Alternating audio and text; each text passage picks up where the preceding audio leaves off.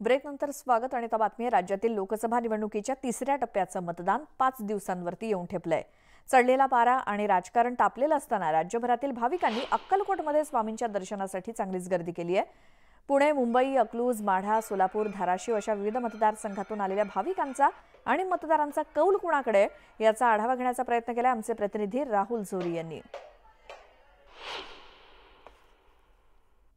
लोकसभा निवडणुकीच्या तिसऱ्या टप्प्याची रणधुमाळी सुरू आहे.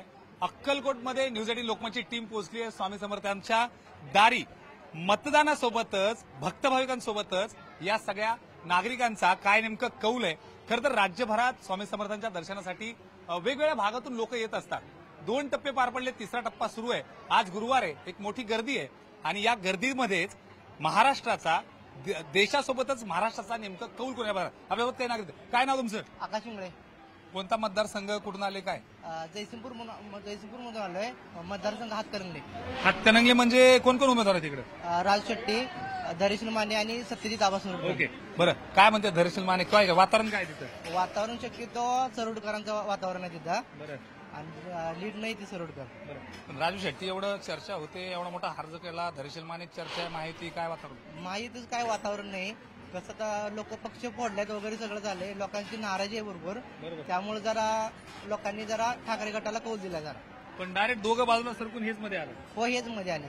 जास्त जनतेचा कौल सरोडकरच्या बाजूने. सरोडच्या बाजूने सभा फिवा केली काय एखादी? अजून नाही, म्हणजे गावागावात तर सरोडकरचं वातावरण झालंय. काही इथले स्थानिक नागरिक आपल्यासोबत. तुमचं कोणतं गाव, कुठला मतदारसंघ, काय? सोलापूर. ओके, बरं. आम्ही सोलापूर जिल्ह्यातच आहेत. काल योगीची सभा झाली, त्याच्या 2 दिवसाआधी आपल्या मोदीची सभा झाली. काय कसं बघताय वातावरण? एक नंबर. राम सतपुर साहेब येणार म्हणजे येणार. बरं. पण एवढी गरमी आहे, एवढं राजकारण तापले, प्रणिती आणि राम, काय म्हणजे मुद्दे कुठले धरून चालले आहेत सोलापूरमध्ये? मुद्दे सगळे चांगलेच आहेत. मुद्दे त्यांचं काय असं न येण्यासारखा विषयच नाहीये.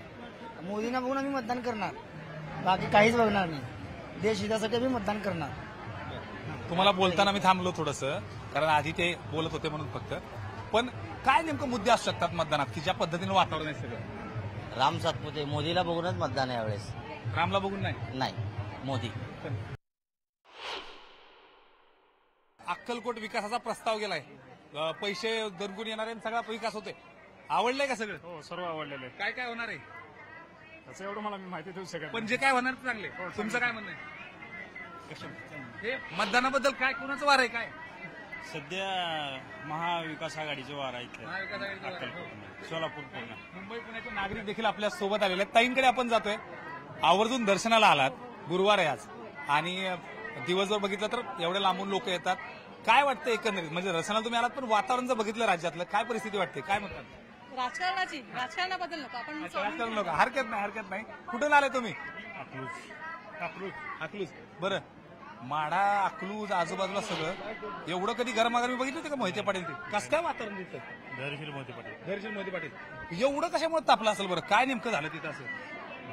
एवढं राजकारण कसं काय तापलं तिकडं? म्हणजे चांगलं तर खासदार होता, हे होता, पाणी आलं नाही तर तरी बी नकोय तो देवेंद्र फडणवीस, त्याच्यामुळे तापलं. तुमचं काय म्हणणं आहे? पुण्यावरून आलो मी. सर्व लोकांना आवाहन करतो की सगळ्यांनी एकजुटीने मतदान करावं. कारण लोकशाही वाचवण्यासाठी मतदान करणं गरजेचं आहे. कारण भारताचं संविधान हे बाबासाहेब आंबेडकरांनी लिहिलेलं आहे. ते संविधान वाचवण्यासाठी मतदान करणं हे मानव हक्क आहे आणि ते हक्क आपण बजावला पाहिजे, हे स्वामीचरणी प्रार्थना करून लोकांना आवाहन करीत आहे. तुम्ही पुण्याहून आलात, या साईडला पुण्याहून आलात तुम्ही. पुण्यातलं वातावरण काय आहे? मुरली अण्णा आणि दंगेकर. तुमचं मतदान कुठे नेमकं? कारण मी सर्वसामान्य नागरिक आहे.